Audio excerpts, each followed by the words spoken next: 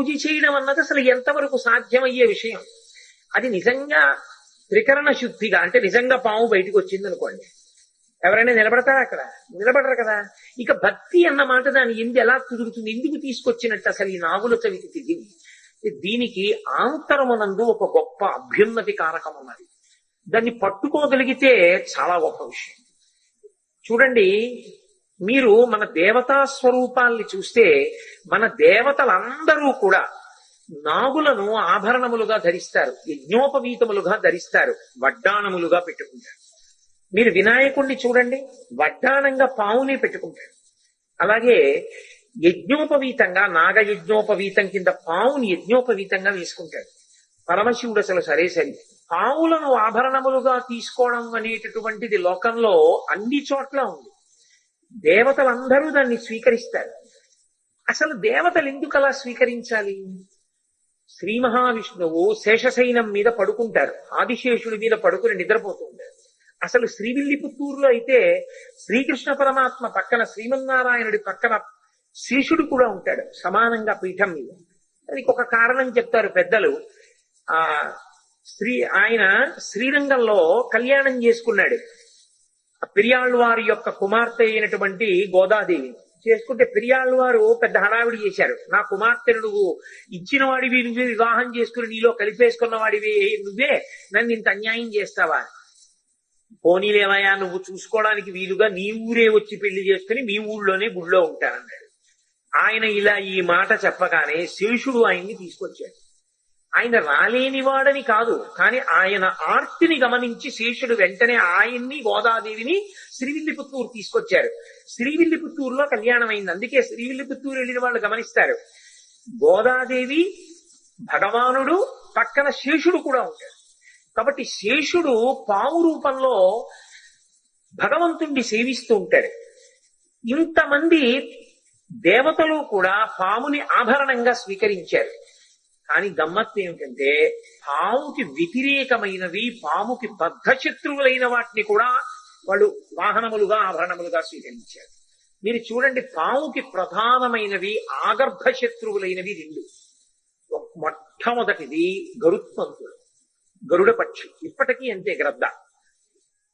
గరుత్మంతుడు ఎంత ప్రబలమైన శత్రువో మళ్ళీ అంత ప్రబలమైన శత్రువు నెమలి.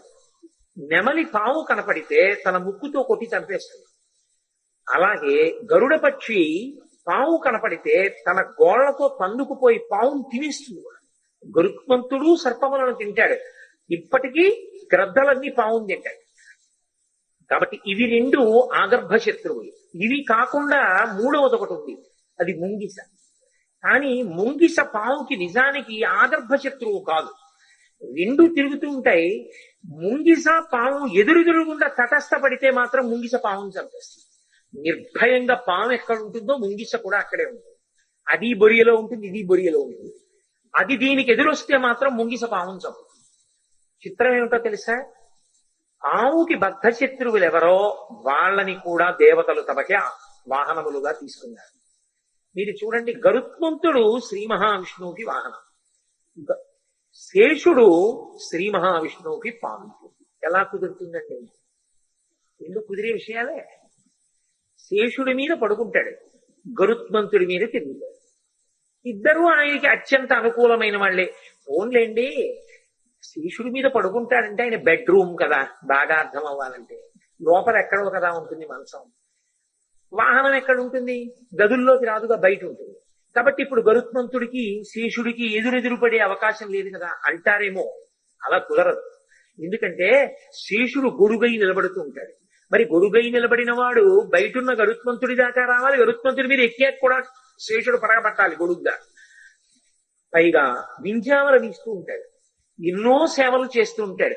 మరి గరుత్మంతుడు ఎదురుగుండా ఉండగా శేషుడు ఎలా చేయగలడు? అసలు శ్రీ మహావిష్ణువు ఇద్దరిని ఎలా తీసుకోగలిగారు? సుబ్రహ్మణ్యుణ్ణి నాగస్వరూపంగా పూజ చేయడం ఎన్నో చోట్ల సంప్రదాయం ఉంది. జంటపాములు కనపడితే సుబ్రహ్మణ్య స్వరూపం అని నమస్కారం చేస్తారు. మరి అదే సుబ్రహ్మణ్యుడు నెమలి మీద ఎక్కి తిరుగుతుంటాడు. అమ్మవారికి నకులేశ్వరి అని ఒక పేరు. నకుల అంటే ముంగిస, నకులేశ్వరి అంటే ముంగిస స్వరూపమైనటువంటి తల్లి. ఆవిడేమో ముంగిస స్వరూపంలో ఉంది. సుబ్రహ్మణ్యుడేమో నెమలి మీద కూర్చున్నాడు. శ్రీ మహావిష్ణువేమో గరుత్మంతుడి మీద కూర్చున్నాడు. వీళ్ళు ముగ్గురు పావుతో సంబంధం ఉన్నవాళ్ళు. ఎలా కుదురుతుంది? అది అమ్మవారికి ఎక్కడుందండి పావుతో సంబంధం అంటారేమో. కుండలిని యోగం అమ్మవారికి సర్పస్వరూపంలోనే ఉంటుంది. మరి సర్పంతో ఆనుకూల్యత ఉంది, సర్పంతో ప్రతికూలత ఉంది. ఇది ఎలా అనుసంధానం అంటే, మనకి సర్పము రెండు విషయాలకి సంకేతముగా చెప్పబడుతుంది. ఒక సర్పము పాడు చేసే సర్పం, ఒక సర్పం మనిషిని ఉద్ధరణలోకి తీసుకెళ్లగలిగినటువంటి సర్పం. ఏ సర్పం పాడు చేస్తుంది అంటే, మనిషిలో ఉన్నటువంటి తేజస్సుని కేవలముగా ఇంద్రియ లౌల్యము కొరకు తనకన్నా భిన్నమైనటువంటి లింగస్వరూపమునందు కలిగినటువంటి అనురక్తి చేత తన తేజస్సుని చాలా ఎక్కువగా క్షయం చేసేసుకునేటటువంటి వాళ్ళు, పోగొట్టుకునే వాళ్ళు ఎవరుంటారో వాళ్ళు బ్రహ్మమునందు నిలబడలేరు, యోగమునందు నిలబడలేరు, తేజస్సుని పొందలేరు, ధారణలో ఉండలేరు, జ్ఞాపక శక్తి ఉండదు. అటువంటి వారెవరో వారి యందున్నటువంటి పాము తేజస్సుని క్షీణం చేసే పాము అంటారు. అది కుండలినిలో పడుకుని ఉంటుంది ఎప్పుడు మూలాధార చక్రంలో, పైకి లేవలేదు అని గుర్తు ఆ పాము. ఆ సర్పం ఏదైతే ఉందో అది తేజస్సునంతటినీ కూడా అధోముఖంగా కిందకి వెళ్ళిపోయేటట్టు చేస్తుంది. దాని వలన భగవంతుణ్ణి చేరుకునేటటువంటి దిశగా వెళ్ళలేడు. రెండవ పాము ఉద్ధరణ కల్పించగలిగిన పాము.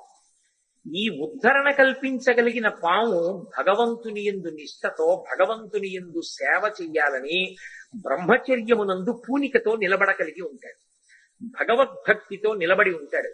అలా నిలబడిన వాడు తేజస్సుని ఓజస్సుగా మార్చుకుంటాడు. అలా మార్చుకోగలిగినటువంటి వాడెవరున్నాడో వాడు మనిషిని ఉన్నత పదం వైపుకి నడిపించగలిగినటువంటి సర్పానుగ్రహమును పొందినవాడు అని గుర్తు. అందుకే ఎక్కడెక్కడ మనిషి ఇంద్రియముల యొక్క సుఖములను, ఇంద్రియ లౌల్యములకు లొంగిపోతూ ఉంటాడో అక్కడక్కడ భగవతి యొక్క అనుగ్రహాన్ని పొంది మళ్ళీ ఆ తేజస్సుని తన జన్మ ప్రయోజనానికి వాడుకోగలిగినటువంటి స్థితిని పొందాలి అంటే దాన్ని భగవంతుడి వైపుకి తిప్పగలిగినటువంటి ఆ శక్తిని భగవంతుడి కొరకు వినియోగం చెయ్యగలిగినటువంటి అనుగ్రహాన్ని పొందాలి అంటే మళ్ళీ భగవంతుడి కాళ్లే పట్టుకోవాలి. అందుకే సుబ్రహ్మణ్యుడి కాళ్ళు పట్టుకున్నారనుకోండి, నెమలిగా ఉండి చెడు పావుని చంపుతాడు. అంటే ఎప్పుడు ఇంద్రియముల యొక్క సుఖాన్ని కోరుకునేటటువంటి స్థితి నుంచి దాటిస్తాడు. అప్పుడు నెమలి పావుని చంపుతుంది. అంటే మిమ్మల్ని పాడు చేసే పావుని చంపగలిగినటువంటి స్థితిని దేవతలు మీకు ఇస్తారు. అందుకని ఆనుకూల్యతగా ఆభరణములుగా ధరిస్తారు. రెండు, గరుత్మంతుణ్ణి పంపారనుకోండి పావుని చంపుతుంది. గరుత్మంతుణ్ణి పంపడం అంటే, అయ్యా నేను ఇంద్రియముల యొక్క సుఖానికి వశుడనైపోతున్నాను, నేను భగవంతుడు నాకు ఇచ్చిన శక్తిని భగవదారాధనకి ఉపయోగించలేకపోతున్నాను, నువ్వు నాకు ఎలాగైనా సరే నా శక్తిని ఈశ్వరారాధనకు ఉపయోగించగలిగినటువంటి స్థితిని నాకు కల్పించు, ఇంద్రియ లౌల్యము నుండి నేను బయటికి వచ్చేటట్టుగా, నాకు నా మనస్సు స్థిరీకరింపబడేటట్టుగా నన్ను అనుగ్రహించు అని ప్రార్థన చేస్తే ఆయన గరుత్మంతుణ్ణి పంపిస్తాడు. అందుకే గరుత్మంతుడు అమృతాపహరణం చేస్తాడంటే అమృతాన్ని కూడా తీసుకొస్తాడు. అంటే పాడు చేసే పావుని చంపి పనికొచ్చేటటువంటి పావుని మిగలుస్తాడు. దాని వలన యోగ శక్తి చేత అంటే పైకి వెళ్ళగలిగినటువంటి స్థితిని పొందుతాడు, యోగంలో ప్రవేశించగలుగుతాడు. అలాగే నకులి అమ్మవారు, నకులీశ్వరి అమ్మవారి పాదములు పట్టుకుని ఎవడు ప్రార్థన చేశాడో ఆవిడ పంచతన్మాత్ర శాయక. ఎప్పుడు చెవి వినకూడనివి విద్దామని, కన్ను చూడకూడనివి చూద్దామని, ముక్కు వాసన చూడకూడనివి వాసన చూద్దామని, నాలుక తినకూడనివి తిందామని, చర్మం ముట్టుకోకూడని వాటిని ముట్టుకుందామని కోరేటటువంటి కోరికలతో కూడినటువంటి మనసు, ఈ 5 ఇంద్రియములు మార్పు చెందుతాయి. ఇప్పటి వరకు చూడకూడనివన్నీ చూస్తానన్నాడు, వినకూడనివన్నీ వింటానన్నాడు, వాసన చూడకూడనివన్నీ వాసన చూస్తానన్నాడు. ఇప్పుడు ఆ మనసు మారుతుంది. మారడమే రెండో పాము. ఇది నకులి. ఇప్పుడు ఆవిడ ముంగిసగా వచ్చి మొదటి పాముని కొరికేస్తుంది. ఇప్పుడు రెండో పాము ఏం చేస్తుంది? ఇంతకు ముందు ఉన్నాడు, ఇప్పుడు ఉన్నాడు. ఇంతకు ముందు మనసుంది, ఇప్పుడు మనసుంది. ఇంతకు ముందు 5 ఇంద్రియాలున్నాయి, ఇప్పుడు 5 ఇంద్రియాలున్నాయి.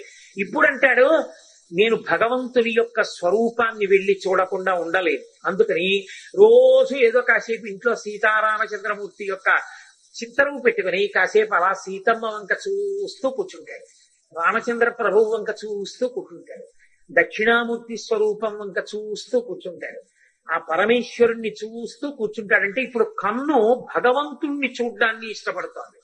కన్ను తనంత తానుగా కాదు, మనసు కోరింది కన్ను ఉపయోగపడింది. ఇంతకు ముందు పనికి మాలినవన్నీ వాసన చూశాడు భోగలాలకుడు. ఇప్పుడు భగవంతుడి పాదముల మీద పెట్టి తీసిచ్చిన పువ్వు వాసన చూసి కన్నులకు అద్దుకోవాలని కోరిక పుట్టింది. తనొక జాజిమాల కొన్నాడు, పూర్వం దాని భోగమునకు వాడాడు. ఇప్పుడు ఆ జాజి పూల దండ తీసుకెళ్లి పరదేవత యొక్క పాదముల మీద ఉంచాడు. ఉంచి తీసి కళ్ళకెద్దుకుని తన తల మీద పెట్టుకుని తన భార్యని పిలిచి, ఏమాయ్ పరదేవతా ప్రసాదం తలలో పెట్టుకో అన్నాడు. ఇంతకు ముందు పువ్వులు కొని వాడినటువంటి ప్రయోజనాలకి ఇప్పుడు పువ్వులు కొని భగవతి అనుగ్రహంగా ఆమె పాదముల మీద పెట్టి ప్రసాదంగా వాసన చూడ్డానికి తేడా ఉందా లేదా? ఆ పాము ముంగిస చేత కరవబడింది, ఇప్పుడు మంచి పాము మీకు అనుభవంలోకి వస్తోంది. ఇది మార్పు. ఇదే ఇంతకు ముందు ఏది కనపడితే అది తనకి తినాలనిపించినవన్నీ వండుకు తిన్నాడు. ఇప్పుడు తింటాడు. ఎలా తింటాడు? తన కొరకని తిన్నాడు. పూర్వం ఎవరైనా చక్కెర పొంగల్ తింటుంటే వస్తే మూత పెట్టి లోపల దాచేసేవాడు, వాళ్ళు చూస్తారేమో. ఇప్పుడు ఈశ్వర ప్రసాదం ఒకరికి పెట్టి తను తింటాడు. ఇప్పుడేమైంది? పూర్వం ఉన్న గుణములు తగ్గాయా లేదా? ఆ పాము ముంగిస చేత కరవబడింది, ఈ పాము వృద్ధిలోకి వచ్చింది. ఇది పాముల యొక్క మార్పు అంటారు దీన్ని శాస్త్రంలో. కుండలిని ఎందున్న పాము పైకి లేవడం, తేజోనష్టము చేసి ఇంద్రియ లౌల్యమును కల్పించగలిగినటువంటి పాము మరణించడం. ఇది యథార్థమునకు ఆధ్యాత్మిక వైభవము కొరకు పాముని పూజ చేయడం. ఇన్నాళ్లు నా యందు ఏ పాములున్నాయో అవి పోవాలి, నన్ను ఉద్ధరించగలిగినటువంటి పాములు ప్రవేశించాలి. నాగుల చవితి అని పిలుస్తూ ఉంటాం. నాగులను పూజ చేస్తారు ఆ రోజున. పావుకి పూజ. పావుని ఇంటికి తెచ్చుకోవడం అన్నది సాధ్యమయ్యే విషయం కాదు కాబట్టి పాము ఉన్న చోటుకే వెళ్లి పూజ చేస్తారు. నాకు మీరు ఒక విషయం కొంచెం జాగ్రత్తగా ఆలోచించి చెప్పండి. సాధారణంగా నాగుల చవితి చెయ్యనటువంటి వాళ్ళు ఉండరు. అన్ని వర్ణముల వారు చేస్తారు.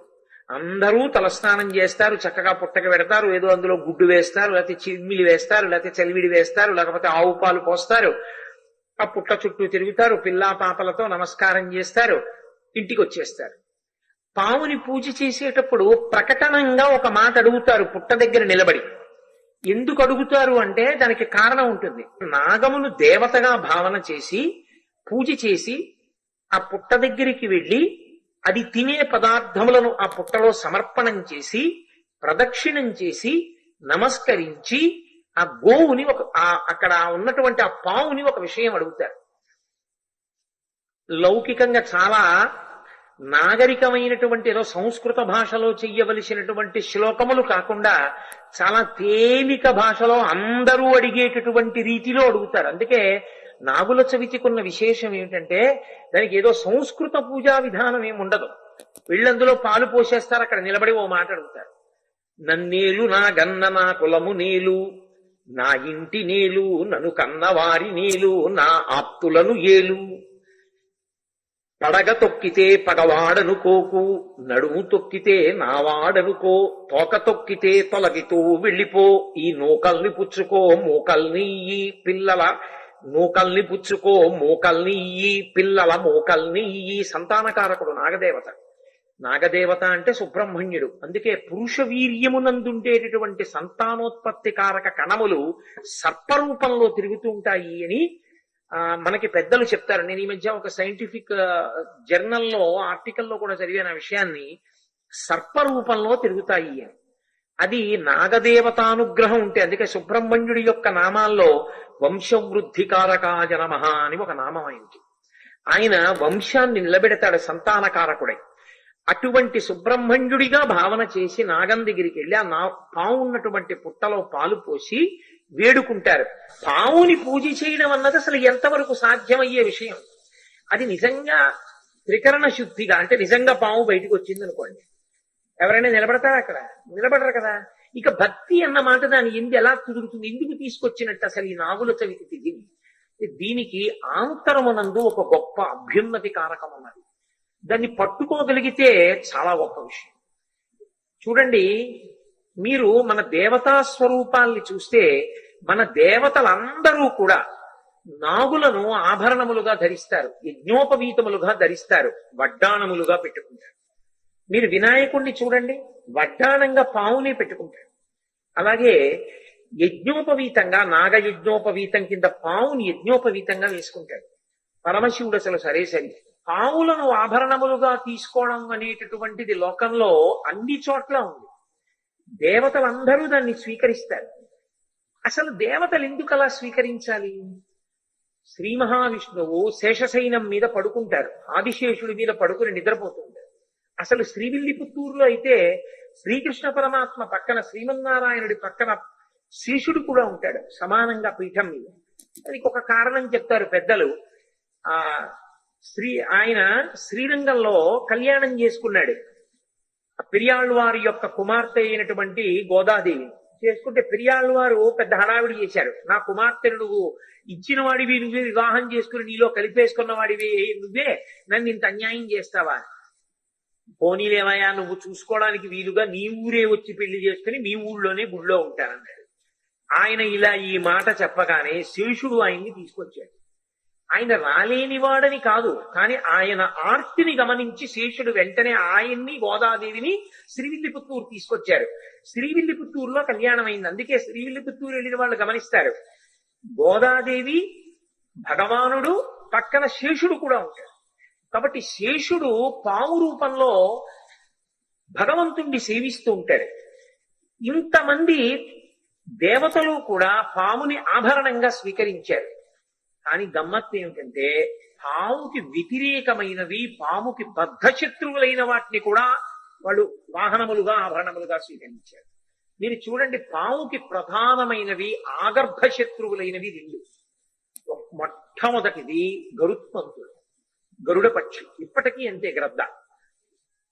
గరుత్మంతుడు ఎంత ప్రబలమైన శత్రువో మళ్ళీ అంత ప్రబలమైన శత్రువు నెమలి. నెమలి పాము కనపడితే తన ముక్కుతో కొట్టి చంపేస్తుంది. అలాగే గరుడ పక్షి పాము కనపడితే తన గోళ్లతో తన్నుకుపోయి పావును తినేస్తుంది. గరుత్మంతుడు సర్పములను తింటాడు, ఇప్పటికీ గ్రద్దలన్నీ పావును తింటాడు. కాబట్టి ఇవి రెండు ఆగర్భ శత్రువులు. ఇవి కాకుండా మూడవది ఒకటి ఉంది, అది ముంగిస. కానీ ముంగిస పావుకి నిజానికి ఆగర్భ శత్రువు కాదు. రెండు తిరుగుతూ ఉంటాయి. ముంగిస పాము ఎదురెదురుగుండా తటస్థపడితే మాత్రం ముంగిస పాముని చంపేస్తుంది. నిర్భయంగా పాము ఎక్కడ ఉంటుందో ముంగిస కూడా అక్కడే ఉంటుంది. అది బొరియలో ఉంటుంది, ఇది బొరియలో ఉంటుంది. అది దీనికి ఎదురొస్తే మాత్రం ముంగిస పాముని చంపుతుంది. చిత్రం ఏమిటో తెలుసా? పాముకి బద్ధశత్రువులు ఎవరో వాళ్ళని కూడా దేవతలు తమకే వాహనములుగా తీసుకున్నారు. మీరు చూడండి, గరుత్మంతుడు శేషుడి మీద పడుకుంటాడు, గరుత్మంతుడి మీద తిరుగుతాడు. ఇద్దరూ ఆయనకి అత్యంత అనుకూలమైన వాళ్ళే. ఓన్లేండి, శేషుడి మీద పడుకుంటాడంటే ఆయన బెడ్రూమ్ కదా, బాగా అర్థం అవ్వాలంటే. లోపల ఎక్కడో కదా ఉంటుంది మంచం. వాహనం ఎక్కడ ఉంటుంది? గదుల్లోకి రాదుగా, బయట ఉంటుంది. కాబట్టి ఇప్పుడు గరుత్మంతుడికి శేషుడికి ఎదురెదురు పడే అవకాశం లేదు కదా అంటారేమో. అలా కుదరదు. ఎందుకంటే శేషుడు గొడుగై నిలబడుతూ ఉంటాడు. మరి గొడుగై నిలబడిన వాడు బయటున్న గరుత్మంతుడి దాకా రావాలి. గరుత్మంతుడి మీద ఎక్కాక కూడా శేషుడు పడగబట్టాలి గొడుగుగా. పైగా వింజామల వీస్తూ ఉంటాడు, ఎన్నో సేవలు చేస్తూ ఉంటాడు. మరి గరుత్మంతుడు ఎదురుగుండా ఉండగా శేషుడు ఎలా చేయగలడు? అసలు శ్రీ మహావిష్ణువు ఇద్దరిని ఎలా తీసుకోగలిగారు? సుబ్రహ్మణ్యుణ్ణి నాగస్వరూపంగా పూజ చేయడం ఎన్నో చోట్ల సంప్రదాయం ఉంది. జంటపాములు కనపడితే సుబ్రహ్మణ్య స్వరూపం అని నమస్కారం చేస్తారు. మరి అదే సుబ్రహ్మణ్యుడు నెమలి మీద ఎక్కి తిరుగుతుంటాడు. అమ్మవారికి నకులేశ్వరి అని ఒక పేరు. నకుల అంటే ముంగిస, నకులేశ్వరి అంటే ముంగిస స్వరూపమైనటువంటి తల్లి. ఆవిడేమో ముంగిస స్వరూపంలో ఉంది, సుబ్రహ్మణ్యుడేమో నెమలి మీద కూర్చున్నాడు, శ్రీ మహావిష్ణువేమో గరుత్మంతుడి మీద కూర్చున్నారు. వీళ్ళు ముగ్గురు పావుతో సంబంధం ఉన్నవాళ్ళు. ఎలా కుదురుతుంది? అది అమ్మవారికి ఎక్కడ ఉందండి పావుతో సంబంధం అంటారేమో. కుండలిని యోగం అమ్మవారికి సర్పస్వరూపంలోనే ఉంటుంది. మరి సర్పంతో ఆనుకూల్యత ఉంది, సర్పంతో ప్రతికూలత ఉంది. ఇవి ఎలా అనుసంధానం అంటే మనకి సర్పము రెండు విషయాలకి సంకేతముగా చెప్పబడుతుంది. ఒక సర్పము పాడు చేసే సర్పం, ఒక సర్పం మనిషిని ఉద్ధరణలోకి తీసుకెళ్లగలిగినటువంటి సర్పం. ఏ సర్పం పాడు చేస్తుంది అంటే మనిషిలో ఉన్నటువంటి తేజస్సుని కేవలముగా ఇంద్రియ లౌల్యము కొరకు తనకన్నా భిన్నమైనటువంటి లింగస్వరూపమునందు కలిగినటువంటి అనురక్తి చేత తన తేజస్సుని చాలా ఎక్కువగా క్షయం చేసేసుకునేటటువంటి వాళ్ళు, పోగొట్టుకునే వాళ్ళు ఎవరుంటారో వాళ్ళు బ్రహ్మమునందు నిలబడలేరు, యోగమునందు నిలబడలేరు, తేజస్సుని పొందలేరు, ధారణలో ఉండలేరు, జ్ఞాపక శక్తి ఉండదు. అటువంటి వారెవరో వారి ఎందున్నటువంటి పాము తేజస్సుని క్షీణం చేసే పాము అంటారు. అది కుండలినిలో పడుకుని ఉంటుంది ఎప్పుడు మూలాధార చక్రంలో, పైకి లేవలేదు అని గుర్తు ఆ పాము. ఆ సర్పం ఏదైతే ఉందో అది తేజస్సునంతటినీ కూడా అధోముఖంగా కిందకి వెళ్ళిపోయేటట్టు చేస్తుంది. దాని వలన భగవంతుణ్ణి చేరుకునేటటువంటి దిశగా వెళ్ళలేడు. రెండవ పాము ఉద్ధరణ కల్పించగలిగిన పాము. ఈ ఉద్ధరణ కల్పించగలిగిన పాము భగవంతుని యందు నిష్ఠతో భగవంతుని యందు సేవ చెయ్యాలని బ్రహ్మచర్యమునందు పూనికతో నిలబడగలిగి ఉంటాడు, భగవద్భక్తితో నిలబడి ఉంటాడు. అలా నిలబడిన వాడు తేజస్సుని ఓజస్సుగా మార్చుకుంటాడు. అలా మార్చుకోగలిగినటువంటి వాడెవరున్నాడో వాడు మనిషిని ఉన్నత పదం వైపుకి నడిపించగలిగినటువంటి సర్పానుగ్రహమును పొందినవాడు అని గుర్తు. అందుకే ఎక్కడెక్కడ మనిషి ఇంద్రియముల యొక్క సుఖములను ఇంద్రియ లౌల్యములకు లొంగిపోతూ ఉంటాడో అక్కడక్కడ భగవతి యొక్క అనుగ్రహాన్ని పొంది మళ్ళీ ఆ తేజస్సుని తన జన్మ ప్రయోజనానికి వాడుకోగలిగినటువంటి స్థితిని పొందాలి అంటే దాన్ని భగవంతుడి వైపుకి తిప్పగలిగినటువంటి ఆ శక్తిని భగవంతుడి కొరకు వినియోగం చెయ్యగలిగినటువంటి అనుగ్రహాన్ని పొందాలి అంటే మళ్ళీ భగవంతుడి కాళ్లే పట్టుకోవాలి. అందుకే సుబ్రహ్మణ్యుడి కాళ్ళు పట్టుకున్నారు అనుకోండి, నెమలిగా ఉండి చెడు పావుని చంపుతాడు. అంటే ఎప్పుడు ఇంద్రియముల యొక్క సుఖాన్ని కోరుకునేటటువంటి స్థితి నుంచి దాటిస్తాడు. అప్పుడు నెమలి పావుని చంపుతుంది. అంటే మిమ్మల్ని పాడు చేసే పావుని చంపగలిగినటువంటి స్థితిని దేవతలు మీకు ఇస్తారు. అందుకని ఆనుకూల్యతగా ఆభరణములుగా ధరిస్తారు. రెండు, గరుత్మంతుణ్ణి పంపారనుకోండి పావుని చంపుతుంది. గరుత్మంతుణ్ణి పంపడం అంటే అయ్యా నేను ఇంద్రియముల యొక్క సుఖానికి వశుడనైపోతున్నాను, నేను భగవంతుడు నాకు ఇచ్చిన శక్తిని భగవదారాధనకి ఉపయోగించలేకపోతున్నాను, నువ్వు నాకు ఎలాగైనా సరే నా శక్తిని ఈశ్వరారాధనకు ఉపయోగించగలిగినటువంటి స్థితిని నాకు కల్పించు, ఇంద్రియ లౌల్యము నుండి నేను బయటికి వచ్చేటట్టుగా నాకు నా మనస్సు స్థిరీకరింపబడేటట్టుగా నన్ను అనుగ్రహించు అని ప్రార్థన చేస్తే ఆయన గరుత్మంతుణ్ణి పంపిస్తాడు. అందుకే గరుత్మంతుడు అమృతాపహరణం చేస్తాడంటే అమృతాన్ని కూడా తీసుకొస్తాడు. అంటే పాడు చేసే పావుని చంపి పనికొచ్చేటటువంటి పావుని మిగలుస్తాడు. దాని వలన యోగ శక్తి చేత అంటే పైకి వెళ్ళగలిగినటువంటి స్థితిని పొందుతాడు, యోగంలో ప్రవేశించగలుగుతాడు.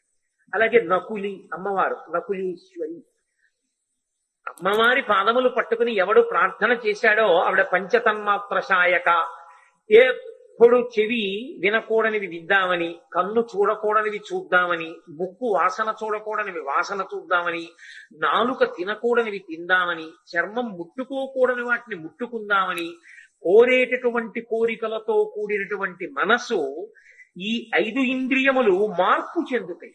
ఇప్పటి వరకు చూడకూడనివన్నీ చూస్తానన్నాడు, వినకూడనివన్నీ వింటానన్నాడు, వాసన చూడకూడనివన్నీ వాసన చూస్తానన్నాడు. ఇప్పుడు ఆ మనసు మారుతుంది. మారడమే రెండో పాము. ఇది నకులి. ఇప్పుడు ఆవిడ ముంగిసగా వచ్చి మొదటి పాముని కొరికేస్తుంది. ఇప్పుడు రెండో పాము ఏం చేస్తుంది? ఇంతకు ముందు ఉన్నాడు, ఇప్పుడు ఉన్నాడు. ఇంతకు ముందు మనసుంది, ఇప్పుడు మనసుంది. ఇంతకు ముందు 5 ఇంద్రియాలున్నాయి, ఇప్పుడు 5 ఇంద్రియాలున్నాయి. ఇప్పుడు అంటాడు నేను భగవంతుని యొక్క స్వరూపాన్ని వెళ్లి చూడకుండా ఉండలేదు. అందుకని రోజు ఏదో కాసేపు ఇంట్లో సీతారామచంద్రమూర్తి యొక్క చిత్తరువు పెట్టుకుని కాసేపు అలా సీతమ్మ వంక చూస్తూ కూర్చుంటాడు, రామచంద్ర ప్రభువు వంక చూస్తూ కూర్చుంటాడు, దక్షిణామూర్తి స్వరూపం వంక చూస్తూ కూర్చుంటాడు, ఆ పరమేశ్వరుణ్ణి చూస్తూ కూర్చుంటాడంటే ఇప్పుడు కన్ను భగవంతుణ్ణి చూడ్డాన్ని ఇష్టపడుతోంది. కన్ను తనంత తానుగా కాదు, మనసు కోరింది కన్ను ఉపయోగపడింది. ఇంతకు ముందు పనికి మాలినవన్నీ వాసన చూశాడు భోగలాలసుడై. ఇప్పుడు భగవంతుడి పాదముల మీద పెట్టి తీసిచ్చిన పువ్వు వాసన చూసి కన్నులకు అద్దుకోవాలని కోరిక పుట్టింది. తనకు జాజిమాల కొన్నాడు. పూర్వం దాని భోగమునకు వాడాడు. ఇప్పుడు ఆ జాజి పూల దండ తీసుకెళ్లి పరదేవత యొక్క పాదముల మీద ఉంచాడు. ఉంచి తీసి కళ్ళకద్దుకుని తన తల మీద పెట్టుకుని తన భార్యని పిలిచి, ఏమాయ్ పరదేవతా ప్రసాదం తలలో పెట్టుకో అన్నాడు. ఇంతకు ముందు పువ్వులు కొని వాడినటువంటి ప్రయోజనాలకి ఇప్పుడు పువ్వులు కొని భగవతి అనుగ్రహంగా ఆమె పాదముల మీద పెట్టి ప్రసాదంగా వాసన చూడడానికి తేడా ఉందా లేదా? ఆ పాము ముంగిస చేత కరవబడింది. ఇప్పుడు మంచి పాము మీకు అనుభవంలోకి వస్తోంది. ఇది మార్పు. ఇదే ఇంతకు ముందు ఏది కనపడితే అది తనకి తినాలనిపించినవన్నీ వండుకు తిన్నాడు. ఇప్పుడు తింటాడు. ఎలా తింటాడు? తన కొరకని తిన్నాడు. పూర్వం ఎవరైనా చక్కెర పొంగల్ తింటుంటే వస్తే మూత పెట్టి లోపల దాచేసేవాడు. వాళ్ళు చూస్తారేమో. ఇప్పుడు ఈశ్వర ప్రసాదం ఒకరికి పెట్టి తను తింటాడు. ఇప్పుడేమైంది? పూర్వం ఉన్న గుణములు తగ్గాయా లేదా? ఆ పాము ముంగిస చేత కరవబడింది. ఈ పాము వృద్ధిలోకి వచ్చింది. ఇది పాముల యొక్క మార్పు అంటారు. ఈ దేశంలో భగవంతుని యొక్క ఆస్తిక్యాన్ని ఒక్క వాద్యం కూడా మ్రోగించలేని వాళ్ళు, పాట పాడలేని వాళ్ళు ఇద్దరుంటారు. ఎవరు అంటే, ఒకడు పతంజలి, ఒకడు వ్యాఘ్రపాదుడు. వ్యాఘ్రపాదుడు మహాభక్తుడు. రోజు అరణ్యాల్లోకి వెళ్ళి అప్పుడే వికసించిన పూలు తెచ్చి ఆకాశలింగానికి పూజ చేసేవాడు. పరమశివుడు చూసి, అయ్యయ్యో పాదాలు చీరుకుపోతున్నాయిరా అరణ్యాల్లో తిరగడంలో నీకని పెద్ద పులి యొక్క పాదాలు ఇచ్చాడు. అందుకే కింద శరీరం పెద్ద పులిది, తల మనుష్యుడిది ఉంటుంది. చిదంబరంలో ఇప్పటికీ వ్యాఘ్రపాదుడు తీసుకొచ్చి ఆ పరమశివుడికి పూజ చేస్తాడు ఆ పువ్వులతోనని. అలాగే ఆదిశేషుడు వచ్చి పడగలు విప్పి నిలబడ్డాడు. విఘ్నేశ్వరుడు నవ్వాడు. ఎందుకు నవ్వావన్నాడు శేషుడు. మేమందరం తలకొక వాద్యం వాయిస్తాం, నువ్వేం చేస్తావు? పావువి, నువ్వేం చెయ్యలేవు, ఏం వాయించలేవు, అలా చూడ్డానికే నువ్వు అన్నాడు. ఆయనకి బాధేసింది. నేను పావునన్నావు కదూ, దీర్ఘం లేకుండా హ్రస్వాక్షరాలతో నేను శివతాండవాన్ని వర్ణిస్తూ స్తోత్రం చేస్తానని స్తోత్రం చేశాడు. చేసి, మీరు ఆయన తాండవం చేస్తుంటే వాద్యాలు మ్రోగిస్తారు, నేను ఆయన తాండవంలో అంతర్భాగం అయిపోతాను అని ఎగిరి వెళ్లి పరమశివుడి పాదానికి చుట్టుకున్నాడు. ఇప్పుడు ఆయన తాండవం చేస్తుంటే నేనొకటి, నా ఉంగరం ఒకటి కాదుగా, నా ఉంగరం ఎప్పుడూ నాతోనే వస్తున్నట్టుగా, నాకు భూషణం అయిపోయినట్టుగా ఆ పాము ఆయన పాదానికి అలంకారం అయిపోయి ఆయన తాండవం చేస్తుంటే అది తాండవంలో కలిసిపోయిందంతే. అలా ఆదిశేషుడు నటరాజు యొక్క పాదాన్ని పట్టుకున్నాడు. ఒక పాము తనకున్నటువంటి సమస్తమైనటువంటి వ్యగ్రతలు మరిచిపోయి ప్రేమమూర్తి అయినటువంటి శంకరుడు తాండవం చేస్తుంటే చూస్తూ నిలబడిపోయింది. క్రౌర్యానికి పరాకాష్ఠ అయిన పెద్ద పులి వ్యాఘ్రపాదుడు పరమశివ తాండవం చూస్తూ ప్రేమతోలా నిలబడిపోయాడు. ప్రేమ చేత గెలవలేనివి ఈ లోకంలో లేవు.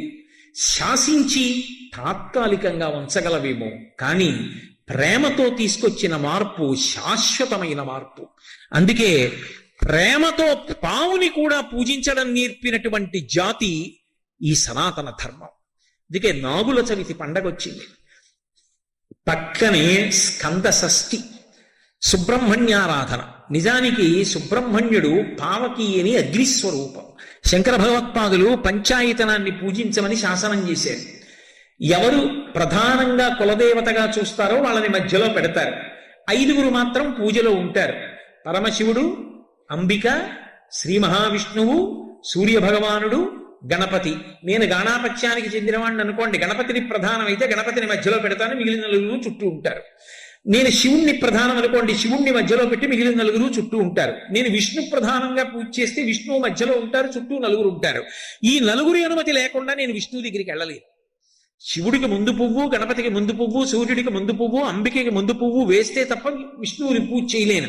అంటే అభేదమైనటువంటి భావన ఏర్పడుతుందని పంచాయతన పూజ పెట్టారు. కానీ వారు షణ్మత స్థాపనాచార్యులు. ఈ 5టితో పాటు సుబ్రహ్మణ్యుడు కూడా మోక్షప్రదాత అని నిర్ణయించారు. మరి సుబ్రహ్మణ్యుడేడి పూజలో అంటే, సుబ్రహ్మణ్యుడికి ఇక వేరే పూజలో మూర్తిని ఇవ్వలేదు ఆయన. ఎందుకు ఇవ్వలేదంటే, మొదట వెలిగించినటువంటి దీపంలోని జ్యోతి సుబ్రహ్మణ్య స్వరూపమే, చివర ఇచ్చిన నీరాజనంలో జ్యోతి సుబ్రహ్మణ్య స్వరూపమే అన్నారు. జ్యోతి స్వరూపం సుబ్రహ్మణ్య స్వరూపం. కాబట్టి మహానుభావుడు ఆ సుబ్రహ్మణ్యుడు ప్రత్యేకించి దీపముల ద్వారా ఆరాధన జరిగేటటువంటి ఈ కార్తీక మాసంలో స్కంద షష్ఠి రూపంలో పూజలు విశేషంగా అందుకునేటటువంటి మాసం. మీరు చూడండి, ఒక్క మాసంలో ఇన్ని రకాలైనటువంటి విశేషాలు జరగడం అనేటటువంటిది మీకు కార్తీక మాసంలోనే కనపడుతుంది. అలాగే ఉత్థాన ఏకాదశి లేదా ప్రబోధన ఏకాదశి అంటారు. శ్రీ మహావిష్ణువు పాలసముద్రంలోంచి నిద్రలేస్తారు ఆ రోజున. ఏమంటే ఆయన కూడా నిద్రపోతారా? ఒకవేళ ఆయన కూడా నిద్రపోయారనుకోండి, శ్రీ మహావిష్ణువు అంటే లోకములనన్నిటినీ కాపాడవలసిన వాడు కదా, కాపాడవలసినటువంటి స్థితికర్త ఆయనే నిద్రపోతే ఆ సమయంలో ఉపద్రవం వస్తే ఎవరికి చెప్పుకోవాలి? నిద్రపోయేటటువంటి లక్షణం ఉన్నవాడు తమో గుణానికి లొంగిపోయినవాడు కదా, ఆయనకి మననేం రక్షిస్తాడు అనుకుంటారేమో. అది తామసికమైన నిద్ర కాదు, ఏదో బడలిపోయి నిద్రపోయినటువంటి నిద్ర కాదు. నిద్రాముద్రాం నిఖిల జగతి రక్షణే జాగరూకం అని దక్షిణాయనం రాగానే ఆషాఢ మాసంలో మొదలు పెడతాడు ఆ నిద్ర. అది యోగ నిద్ర. చూడండి, ఏదైనా బాగా ఆలోచించవలసి వచ్చిందనుకోండి, జ్ఞాపకం రాలేదనుకోండి, ఓసారి కళ్ళు మూసుకుని ఇలా అంటాం. కళ్ళు మూసుకుని ఆలోచన చేసినట్టే ఆయన కూడా బాహ్యనేత్రములను మూసి పడుకుంటాడు. అంటే పైకి చేస్తున్న పూజ కాదు, మనస్సుల లోపల ఉన్నటువంటి భక్తిని లెక్కలోకి తీసుకుంటాడు. దక్షిణాయనంలో ఉపాసన కాలం కాదు, లోపల మనస్సుని చూస్తూ ఉంటాడు. అందుకే వెంకటేశ్వరుడిగా ప్రతిజ్ఞ చేశాడు, ఏకేన తులసి మాత్రదలేనాపి నరోత్తమ పూజయేద్ భక్తిభావేన తంరక్షామి ఇతి మత్మనః అన్నాడు. ఒక్క తులసి దళం భక్తితో ఇస్తే చాలు, నేను లొంగిపోతాను. ఆ భక్తి అన్నది పైకి పదార్థము చేత ప్రకటనం కాదు. ఎన్ని తెస్తే భక్తి అని మీరు అనగలరు? ఎవరి శక్తిని బట్టి వారు తెస్తారు. శక్తిని బట్టి తేవడం కాదు, ఎవరి భక్తి అన్నది ఆర్ద్రత, ఎవరి మనసులో ఎంత ఉన్నది దాన్ని బట్టి ఆయన అనుగ్రహిస్తాడు. ఆ భక్తి కలిగిన వాడు ఏమి ఇవ్వనివ్వండి ఆయన పుచ్చుకుంటాడు. ఒకనాడు కురుసభకి రాయబారానికి వెడితే ఎందరో వచ్చి చెయ్యి ఇచ్చారు. చెయ్యి పట్టుకు దిగాడా? రథంలోంచి దిగేటప్పుడు విదురుడి చెయ్యి పట్టుకు దిగాడు. ఎందుకు దిగాడు? ఏం మిగిలిన వాళ్ళు బలవంతులు కారా? ఎవరి మనసులో పవిత్రమైన భక్తి ఉన్నదో వాళ్ళ చెయ్యి పట్టుకుని రథంలోంచి దిగాడు. ఆయనకి ఎవరి మనసులో ఎంత భక్తి ఉన్నది అన్నదాన్ని ఆయన లెక్క కట్టుకుంటాడు. భక్తి అన్న మాటకు అర్థం కేవలముగా పైన చేసేటటువంటి క్రతువు ఒక్కటే కాదు, అలాగని భక్తి ఉంటే క్రతువు చెయ్యక్కర్లేదని చెప్పడము సాధ్యం కాదు. ఈ రెండు విరుద్ధములు మాత్రం కావు. నాకు నా కొడుకు మీద చాలా ప్రేమ ఉందనుకోండి, వాడు ఎక్కడో హైదరాబాద్ లో ఉంటే కాకినాడలో వచ్చేటటువంటి కొత్తపల్లి కొబ్బరి మామిడి పండు బుట్ట కట్టి బస్సులో పెట్టి హైదరాబాద్ పంపించకుండా ఉండలేను. అలాగని కేవలం మామిడి పండు ఒకటే పంపిస్తూ ఉండడం వాడి మీద ప్రేమ కాదు. అలాగే భగవంతుని మీద భక్తి ఉంటే పూజ చెయ్యకుండా ఉండలేవు. కేవలం పూజ ఒక్కటే చేస్తే భక్తి అని చెప్పడము సాధ్యం కాదు. అందుకే భక్తి కన్నా పై స్థాయిలో మానసిక భక్తి ఉంటుంది. భగవంతుడు చెప్పినట్టుగా బ్రతుకుతానన్నది చిట్ట చివరి స్థాయి. నాకేమీ కాదు, ఆయన ఎలా చెప్పాడో అలా బ్రతుకుతా అంతే. అంతకన్నా గొప్ప భక్తి లోకంలో ఏముంటుంది? అదే ధర్మం. ఆయన ఎలా చెప్పాడో నేను అలాగే బ్రతుకుతానంతే, ఇంకొకలా నేను బ్రతకను. అప్పుడు వాడికి చచ్చిపోవడానికి విశ్వమంతా పూజామందిరమే. వాడికి పూజామందిరం అంటే ఇంట్లో గది కాదు, పూజామందిరం. అది పండిన భక్తి. ఇప్పుడు ఆ లోపల ఎంత ఎదుగుతున్నాడో అన్నదాన్ని పరమేశ్వరుడు చూస్తూ ఉంటాడు. ఆ చూడ్డానికి ఇక్కడ కన్నులు మూసి లోపలికి చూస్తాడు. అది యోగ నిద్ర. అది దక్షిణాయనంలో చూస్తాడు, ఉపాసన కాలం కనుక. అందుకే సత్యనారాయణ వ్రతం చేసిన వాడికి పుణ్యం వస్తుందా, సత్యనారాయణ వ్రతం చూసిన వాడికి పుణ్యం వస్తుందా అంటే చెప్పడం కష్టం. ఎందుకని అంటే వ్రతం చేస్తూ సెల్ ఫోన్ మాట్లాడితే వస్తుందని చెప్పడం సాధ్యం కాదు. వ్రతం చేస్తూ అబ్బా నేను ఇప్పుడు చేసుకుంటాను అని మానసికంగా ఉపచారాలు చెప్తుంటే అక్కడ అధాంగ పూజ చెప్తున్నారు అనుకోండి, ఇక్కడ ఈయన సెల్ ఫోన్ పట్టుకుని ఇలా చేస్తున్నాడు అనుకోండి, ఈయనకు వస్తుందా?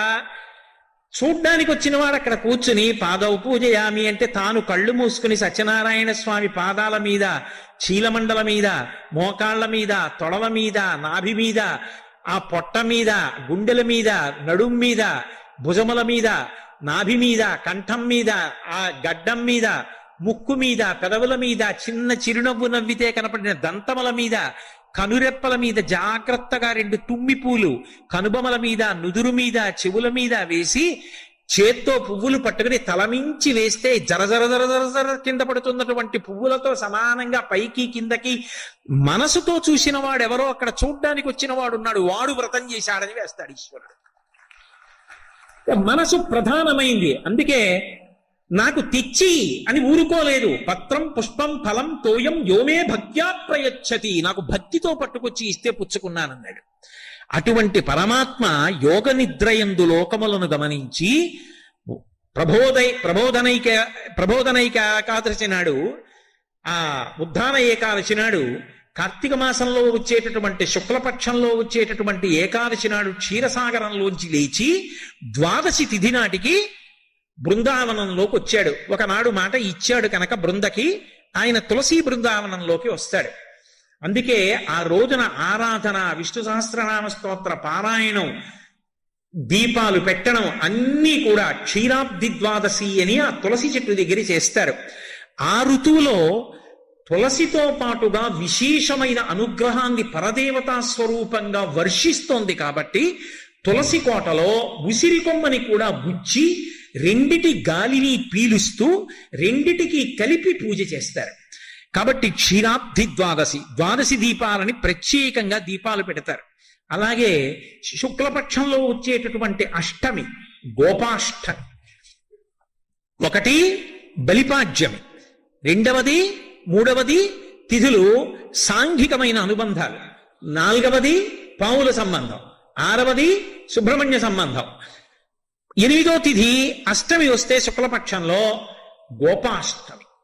ఆ రోజున గోశాలకి వెళ్ళి అథవా ఇంటి ముందున్నటువంటి గోవును చూసి ఆ గోవుకి పూజ చేస్తారు. అధికార భేదం లేకుండా ఏ ఆశ్రమం వాడైనా పూజ చెయ్యడానికి పరమేశ్వరుడిచ్చినటువంటి అపూర్వమైనటువంటి వరం గోవు. ఎందుచేత అంటే బ్రహ్మచారి ఉన్నాడనుకోండి కొన్నే చేయగలడు, గృహస్థు కొన్ని చేస్తాడు, వానప్రస్థు కొన్ని చేస్తాడు, సన్యాసి కొన్నే చేస్తాడు తప్ప అన్నీ చెయ్యరు.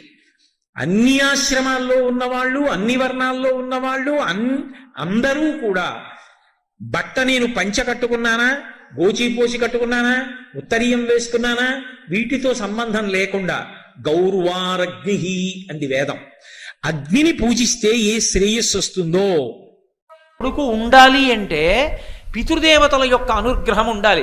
పితృదేవతల యొక్క అనుగ్రహము దేనికి కలుగుతుంది? శ్రాద్ధ కర్మ చేత. శ్రాద్ధ కర్మ అన్న మాటకు అర్థం ఏంటంటే శ్రద్ధతో చేయున్నది. శ్రద్ధతో చేయున్నది అన్న మాటకు అర్థం ఏమిటి? శ్రద్ధ అంటే ఏమిటి అంటే శంకర భగవత్పాదులు వ్యాఖ్యానం చేశారు శ్రద్ధ అన్న మాటని. శాస్త్రస్య గురువాక్యస్య సత్యబుద్ధ్యావధారణ. శాస్త్రము గురువు గారు ఏం చెప్పారో అది సత్యమన్న బుద్ధితో చేసినది. ఇక్కడ నేను పిండం పెడితే మా నాన్నగారు తింటారా అండి?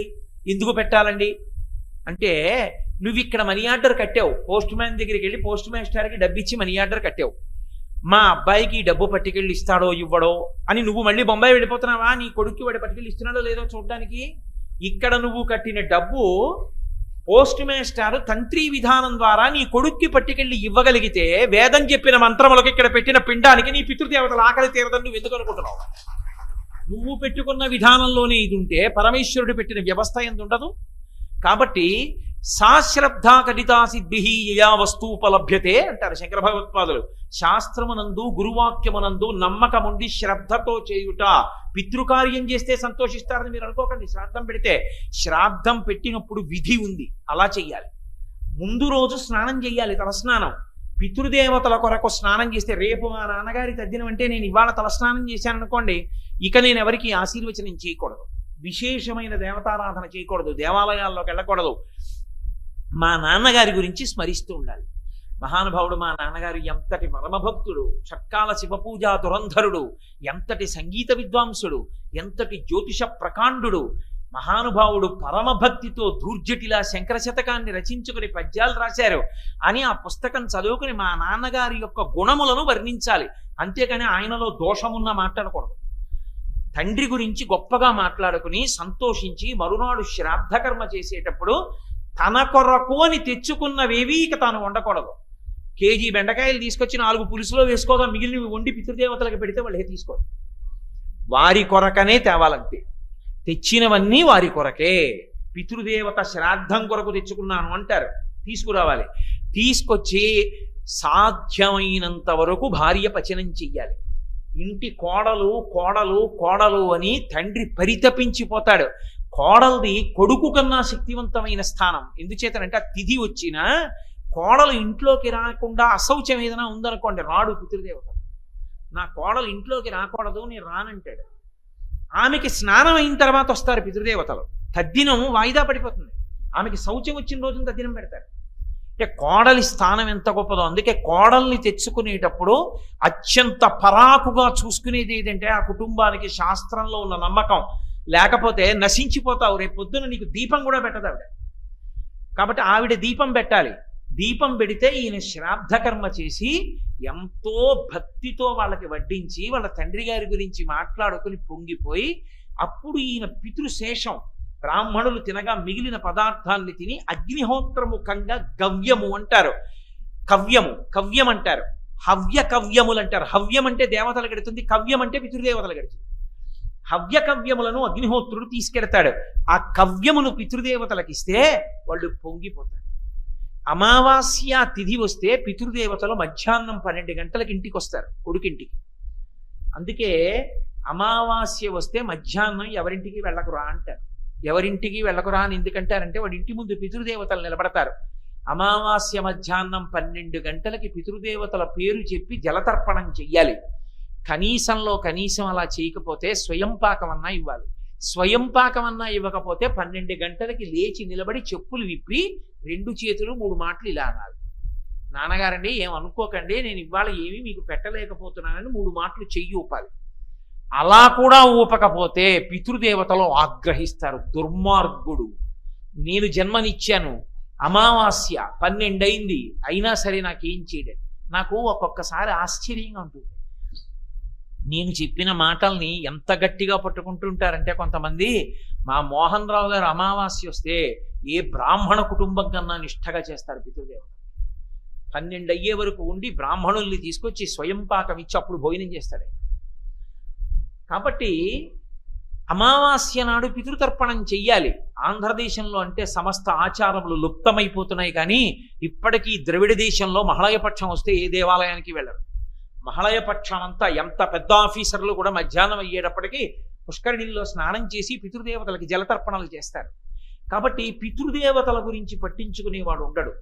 అసలు తల్లి తండ్రి ఫోటో కూడా ఇంట్లో ఉండదు. అట్టే మాట్లాడితే కూతురికి పెళ్లి చేసేటప్పుడు కన్యావరణ ఉంటున్నప్పుడు 3 తరాల పేర్లు చెప్పాలి. ఇంటి బ్రహ్మగారు అడుగుతాడు, ఏమయ్యా 3 తరాల పేర్లు చెప్పు, మీ తాతగారి పేరు ఏమిటంటాడు, తెలియదు. అది చెప్పడానికి ఒక ముసలమ్మ ఉంటుంది, ఆవిడని అడగాలి.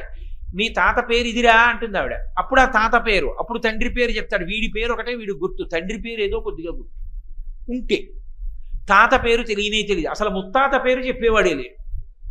అసలు నాయనమ్మ పేరు అవి తెలుసున్న వాళ్ళు, తాతమ్మ పేరు తెలుసున్న వాళ్ళు ఇప్పుడు లేనే లేదు.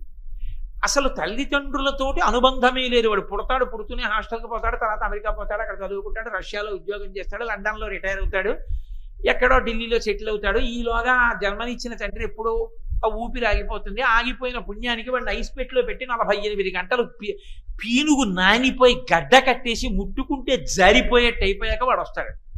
వాడిని కన్న పుణ్యం ఏమిటో తెలుసా అండి? కొడుకు అడగాలి అగ్నిహోత్రుణ్ణి, ఆ కట్టెల మీద పెట్టేటప్పుడు ప్రార్థన చేస్తాడు, మా నాన్న బతికున్నంత కాలం నిన్ను పరమభక్తితో ఆరాధన చేశాడు, మా నాన్నని కాల్చక అలా చేసి ఇబ్బంది పెట్టకయా, మా నాన్నని భగ్గుమన కాల్చి నీలో హవిస్సు వేస్తే దేవతలకు ఎలా తీసుకెళ్ళావో అలా మా నాన్న శరీరముతో ఉన్న నాళ్ళు నిన్ను గౌరవించాడు, మా నాన్న శరీరాన్ని హవిస్సుగా దేవతలకి తీసుకెళ్ళి అని ప్రార్థన చెయ్యాలి. కానీ ఇవాళ కొడుకు చేసిన దురాగతానికి తండ్రులు ఏమవుతున్నారు? 48 గంటల పైచిలుకు పాచి పీనుగు ఐస్ మీద పడుకుని ఉంటుంది.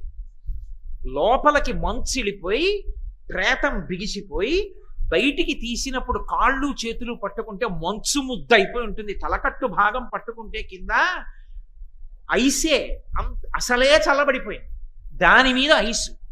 గాలాడని గాజు పెట్టెలో 48 గంటలు పడుకుని ఉంటాడు ఆ కొడుకు కోసం చూస్తూ.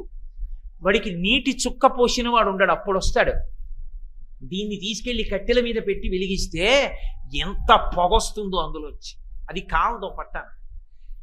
కొడుకుని కన్నందుకు తండ్రి పొందినటువంటి బహుమానం అది. తండ్రి చచ్చిపోయే వేళటికి పక్కన కూడా కొడుకుంటున్నటువంటి దైన్య స్థితికి దిగజారిపోయింది వాళ్ళ ప్రపంచం. కారణం ఏమంటే యుగలక్షణం అలా ఉంటుందమ్మా. తండ్రికి కొడుకు మీద ఆశ లేదు, కొడుక్కి తండ్రి మీద కర్తవ్యం లేదు. మా అబ్బాయి అమెరికాలోనే ఉండాలి, లక్షలు తేవాలి, తండ్రికి సంతోషం. నాన్నగారు పెద్దవాడైపోయాడు, నాన్నగారికి నేను కాళ్ళు పట్టింది ఎప్పుడు, నాన్నగారికి కూరలు తెచ్చి, నాన్నగారండి మీకు దోసకాయ పప్పు ఇష్టం, దోసకాయలు తెచ్చాను నాన్నగారండి, అమ్మ దోసకాయ పప్పు అయ్యమ్మా ఇవాళ నాన్నగారు తింటారని కొడుకు అన్ననాడు తండ్రికి గజారోహణం చేయించినట్టు.